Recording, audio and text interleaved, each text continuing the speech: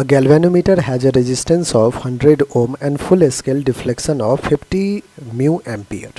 It can be made to work as an ammeter of range 5 milliampere by connecting. बच्चों देखिए, सबसे पहले अगर अपन इसकी डायग्राम बनाए तो लेट से हमारे पास ये एक गैल्वेनोमीटर है, ठीक है, और इस गैल्वेनोमीटर को अपन वर्क करवाना चाहते हैं एज एन एमीटर। तो आपको क्या करना होगा, एक संट रेजिस्टेंस पैरेलल में कनेक्ट करना होगा। जो संट रेजिस्टेंस होता है बच्चों, RS लिखता हूँ मैं, उसके रेजिस्टेंस RS डिनोट कर रहा हूँ मैं। ये बहुत ही छोटा वैल्यू होना चाहिए, संट रेजिस्टेंस बहुत ही कम होना चाहिए, जिससे कि मैक्सिमम करंट क्या करे, गैल्वेनोमीटर से ना फ्लो करके इससे फ्लो कर रहा हूँ, ठीक है। Let's say current in the galvanometer मैं IG डिनोट करता हूँ। टोटल करंट जो दे रखा होगा working as an ammeter of range 5 milli ampere, जो करंट आप फ्लो करवाना चाहते हैं वो I से डिनोट करता हूँ। अगर बच्चों गैल्वेनोमीटर के थ्रू जो कि 50 म्यू एम्पियर कह रहा है कि फुल स्केल डिफ्लेक्शन है, तो IG की वैल्यू 50 है, तो इससे कितना हो जाएगा, तो आपको हो गया I minus IG current flow करेगा, ठीक है।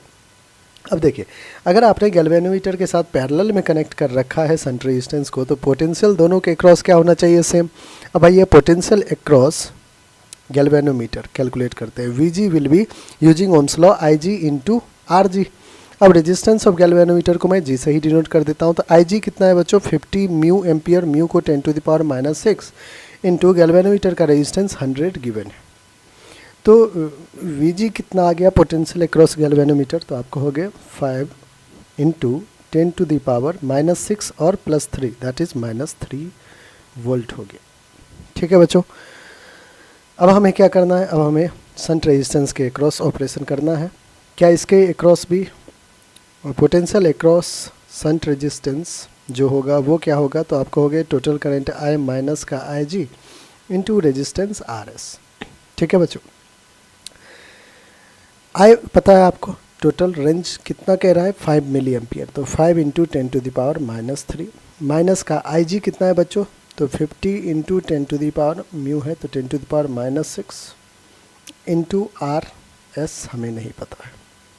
अब ये बताइए मुझे कि जितना संट के अक्रॉस वोल्टेज होगा उतना ही गैल्वेनोमीटर के अक्रॉस वोल्टेज होगा, क्योंकि पैरेलल कॉम्बिनेशन है। तो V shunt is equals to VG, हम लिख सकते हैं यहाँ VG, कोई दिक्कत नहीं। अब देखिए, VG की जगह जो आपने वैल्यू पुट किया है 5 इंटू 10⁻⁻3 वो लिखिए, विच इज इक्वल्स टू, अब यहाँ पे देखिए बच्चों, यहाँ पे 5 इंटू 10⁻⁻3 है, माइनस का 5 इंटू 10⁻⁻5 है। क्या इसको मैं -6 + 1 तो -5, क्या इसको मैं -3 करूँ तो डिवाइड कर दिया हूँ 100 से, ठीक है, इंटू रेजिस्टेंस अक्रॉस RS। अब देखिए 5 इंटू 10⁻³ इधर था, यहाँ भी बच्चों 5 इंटू 10⁻³ दोनों में दिख रहा है, तो आप इसको क्या कीजिए, कॉमन ले लीजिए, तो यहाँ बच गया 1 माइनस 1/100 इंटू RS, ठीक है। 5 इंटू 10⁻³ कैंसिल आउट हो गया, इधर आ गया 1 is equals to 100 minus 1 99/100 into RS, ठीक है। हमें RS की वैल्यू चाहिए, संट रेजिस्टेंस चाहिए, 100 divided by 99 is equals to shunt resistance RS, ठीक है बच्चों। तो 100 को डिवाइड करेंगे आप 99 से, तो ऑफकोर्स 1 के अराउंड आएगा, है ना, और 1 ओम के अक्रॉस आएगा। एक चीज़ बच्चों और आप देख लीजिए, अगर अपन ऑप्शन देखें तो ऑप्शन में है 2 ओम इन सीरीज में तो कनेक्ट ही नहीं किए, पैरेलल में कर रहे हैं। 1 ओम इन सीरीज गलत, 2 ओम इन पैरेलल गलत, 1 ओम इन पैरेलल विद गैल्वेनोमीटर ये आपका बिल्कुल करेक्ट आंसर होगा, ठीक है बच्चों। तो आपको एक बहुत ही छोटे रेजिस्टेंस का क्या होता है, संट यूज़ करना होता है, जो कि हमारा आ गया है,